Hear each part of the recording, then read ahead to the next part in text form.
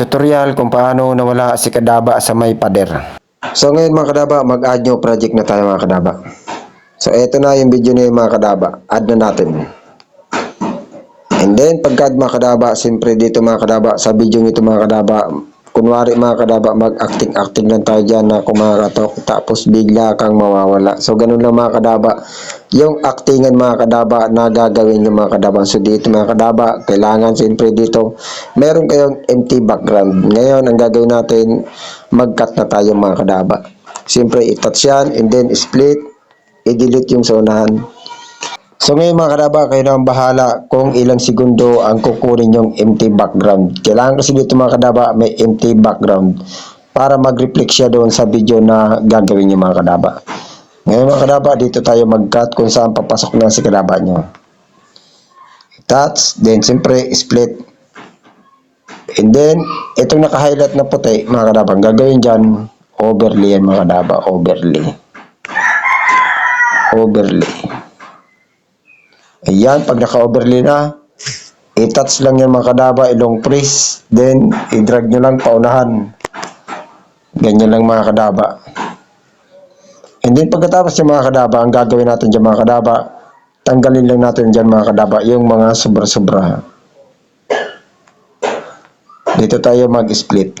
Tanggalin natin yung sobra. Siyempre, para mga kadaba, para malinis. Ngayon, ang gagawin natin dito mga kadaba, dito tayo maglagay ng mask mga kadaba. Hanapan natin ng chimpo mga kadaba doon sa pagkatok niya. Kunwari dito mga kadaba, oh. Ayan o, nagkatok siya.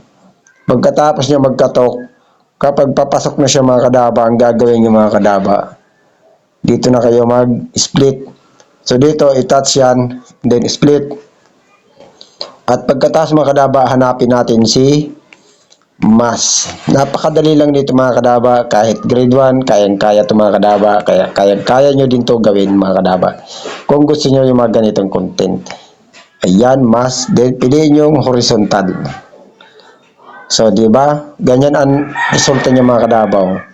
Ngayon, ang gagawin natin mga kadaba, i-drag lang yan mga kadaba, pabaliktad mga kadaba, pa ganito. So, ganyan lang mga kadaba. Ipantay-pantay nyo lang yung mga, adjust nyo lang yung mga kadaba kung ilang gusto yung adjust nyo. Ngayon, ilagay natin ito mga kadaba sa feeder. Adjust natin sa mga 16. Pwede na yan sa akin mga kadaba, ganyan.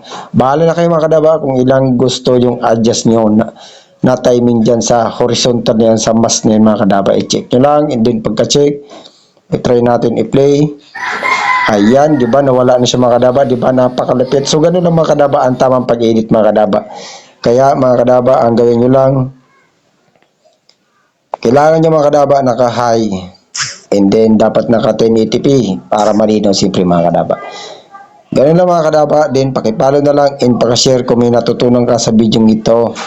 Kaya maraming salamat sa panonood. Thank you very much. Export na yan mga kadaba.